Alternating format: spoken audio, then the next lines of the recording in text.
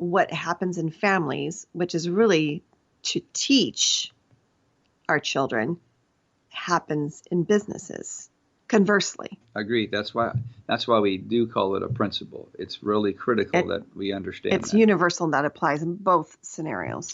So those were some of his high ones, Yeah. being authoritative, etc. And I always want to find out what drives it, help me understand that.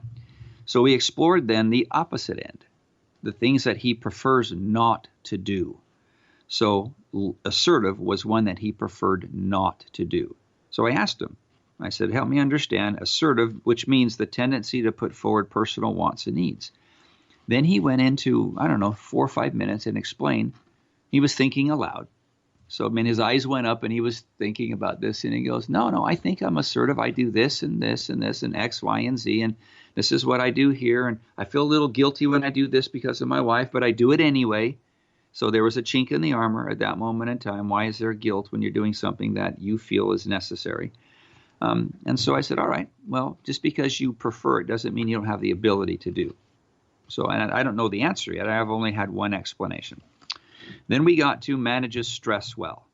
And he goes, oh, yeah, that's definitely, I don't handle it well at all. So then I started asking myself, okay, there's a pattern starting to emerge here. What is it? If he's low on assertive but claims he's not, but can't handle stress and agrees with it, when I hit the next trait is when, to me at least, it started to make sense. He agreed that his number was really low. He agreed with manages stress well, and then we hit frank. This is what it means. The tendency to be straightforward, direct, to the point, and forthright. It's a communication piece. Right. And the opposite of that one, or the paradox in that one, is being diplomatic. We talked about this once before, where if I'm very frank and always, and people hide behind, well, that's just the way I am. I'm very direct and to the point. Well, the way you are is maladaptive and imbalanced, and you're hiding behind that, saying that's just the way I am. That's not your best self. Your best self would measure your frankness with your diplomacy. There are times to be very direct. It's critical. A first responder must learn the skill of being frank. You don't have the luxury of being diplomatic and beating around the bush. For example, when you're under fire, when the house is burning down, or there's an emergency. So this balance with frankness and diplomacy is interesting, because in the last segment we talked about, we got to connect before we redirect. Parents could be saying, I'm just being frank with my kids when I tell them what they have to do. You're right. That's Okay. imbalanced. Yep. Because the opposite end is also true. Now, I grew up with a mother who was the antithesis of frank. She was incredibly diplomatic, always trying to beat around the bush, always trying to do anything she can not to offend me, but to get my affirmation, affection, and approval. Unless she was having fight or flight, unless she was flooded, then she would be just blunt. Okay. So what I'm suggesting is parents who think that, well, I'm just being direct, what they're not being is balanced. And what they're not seeing is, and this is where emotional reasoning, or the myth of emotional reasoning, comes in. You think that you're doing a virtuous thing, and being frank can be a virtue, as long as it's used in context and in balance. Because if you're out of balance, you're either blunt or you're evasive. I love this, because we're really bringing a lot of the pieces together to make sense. So we went into, he smiles, right? And he goes, oh, I don't like conflict. I can give good news all day long to my clients, to anyone. Oh. But I can't give them bad news. I really struggle with that. Okay, I'm putting you on the spot for just a second, but think first. He says, I'm not low on assertive. I'm assertive. I'm fine. I can't manage my stress well, but you're right about the frank. I can't be direct with people at all. There's something bigger at the heart of all of those three components, and that he has to be agreeing with those around. If conflict is an issue for him, he feels like everyone should be in agreement, including himself.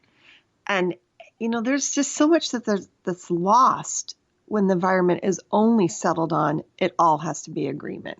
Well, here's the challenge that at least in my mind's eye, as soon as he said that, my mind went, oh, Mr. CEO just explained his lack of assertiveness and his fear of conflict. Yeah. And so to understand this, being conflict adverse is a manifestation of low communication skills. So we need to understand he's out of balance. He's great at diplomacy, but he's really struggling. He prefers diplomacy. He doesn't prefer frank. Behavior will follow beliefs, preferences. So I agree that conflict is a communication skill, but it's a communication, or being anti-conflict is a communication misconception, in that we don't get to learn anything until there is conflict. So I just want to kind of elicit a point with this. Sam right now Sam is our son. Yeah. He's in his senior year, and he's taking this English class, and writing has always been a struggle for him, but he's taking this English class, and the text is this little tiny book that's called They Say, I Say. And it's all based upon that when we disagree to some degree with someone, what they've said, that's when learning really takes place. If everybody were to just agree, and we could take an example of Democrats and even Republicans, if they were all to agree, politics, one, would be boring. And we would be living in this utopia fantasy that is never possibly going to exist. It's when we can say, okay, so-and-so says that there's an issue with global warming. But I say, yes, there's changes that are evident based on data, but I want to know why. What are the real core reasons, and what are those sources? So it's a challenging, in a sense of, I'm okay with what they say, but I want to dig deeper and find out more. Or I want to pull in data over here that says X, Y, and Z. Then a whole new picture. But if it's all that, oh, they say there's global warming and we all must agree, therefore I agree, there's no learning processing going on. So for the person who's working and running a company and feels like I always have to agree, and I can never postulate, okay, this is data we have for our company, and I may not like it. What can we do with it? And what do you have to say about this? Let's have a conversation. Then we can learn something. I remember dating a couple girls where, in this one particular one, the entire family was bragging that mom and dad have never had an argument. Mm. And with time, I started understanding it. Then mom and dad are completely maladaptive. One of them is wholly unnecessary. Yeah. I mean, I can't imagine not going through life without arguing with you. It just would be wrong. That is like the sweetest thing I think you've ever said. Well, thank you, babe. I really appreciate that. So just for what it's worth, the other night, we had this pretty good argument going on. I can't remember what the topic was, but that's the one where Sam was starting to record us. And then he'll play it to us at dinner time. Oh, yeah. Here's the last argument you two had. He thinks our arguments are hilarious. They really are. He brought over that one girl. He had a date with this girl. And before he came over, he came up to me and he goes, hey, Dad, will you and Mom get an argument while my date is here? I want her to see this. And really what's happening is that we're being able to challenge each other with ideas, not just for the sake of being challenging or being, contrarian. It's really about, okay, let's dissect things.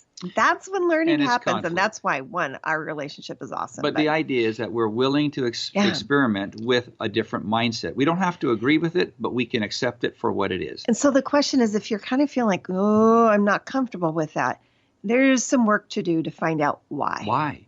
What are you telling yourself that's not true? What is the false narrative, and what cognitive distortions are you promoting right now that's creating it? For just as we close this up, just for example, because we're starting to ramp up into an election year again, the presidential elections. I have never seen such dysfunctional people in my life as people who claim they are politicians, because they are so close-minded. And we're now at a position where, and you use global warming as an example, evolution's another one of these. The scale is at the point now that if you don't agree with me, then you're somehow, and then they give you a label. Right. Politics is all about disagreeing, but they pose it as you have to agree. Right. And it's an absolute, so it's contentious, it's collusionary. What they really want, if you were a pure politician from the 1700s and 1800s, was to make the country the best place it could be. But that's not anymore. It's these private mindsets and these stories we're telling ourselves that aren't true, all in the name of having to be right. So what's happening is the Democrats and the Republicans are standing at the urinal having an argument about who gets to pee first. And I love that. That's a great image to leave with our opening and our closing. So thanks everybody for listening. We really appreciate it. Remember these challenges you have. If you understand the principles of behavior, You'll be far better off as you process them. We look forward to talking to you in the next segment.